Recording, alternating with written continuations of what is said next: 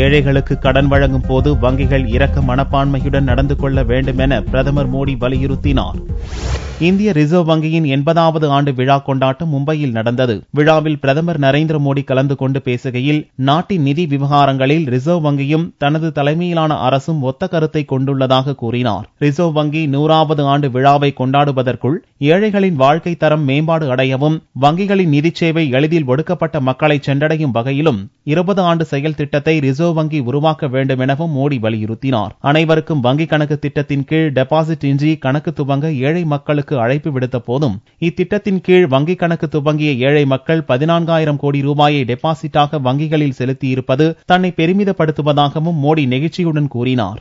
விவசாயிகள் தற்கொலை செய்வதை தனது பேச்சில் சுட்டிக்காட்டிய பிரதமர் மோடி, தற்கொலை முடிவை எக்காரணம் கொண்டும் விவசாயிகள் எடுக்கக்கூடாது எனவும் உருக்கமாக கூறினார். விவசாயிகளின் தற்கொலை வங்கித்துறையின் மனதை உலுக்க வேண்டாமா என்று கேட்ட மோடி, கந்துவட்டிக்காரர்களிடம் விவசாயிகள் கடன் வாங்கும் அவசியம் இல்லை என்ற நிலையை உருவாக்க வேண்டும் என்றார். ஏழைகளுக்கு கடன் வழங்கும் போது அவர்களது மனுக்களை வங்கிகள் கவனத்துடன் பரிசீலிப்பதோடு இரக்க மனப்பான்மையுடன் நடந்து கொள்ளவும் வேண்டும் என வலியுறுத்தினார்.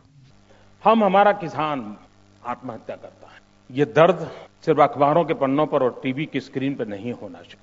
ये हमारा किसान जब मरता है, क्या बैंकिंग सेक्टर के हृदय को हिला देता है. साहूकार से पैसे लेने के कारण कभी कभी उसको मरने की नौबत आती है. 60 साल के बाद आज 80 साल हम मना रहे हैं आरबीआई के, तब क्या हमारे दिल में आवाज उठ सकती है कि भाई हम हमारी बैंकिंग व्यवस्था के हाथ पर इतने पसारेंगे कि कभी किसान को कर्ज के कारण कम से कम आत्महत्या करने की नौबत नहीं आएगी. क्या ये सपना हमारा नहीं हो?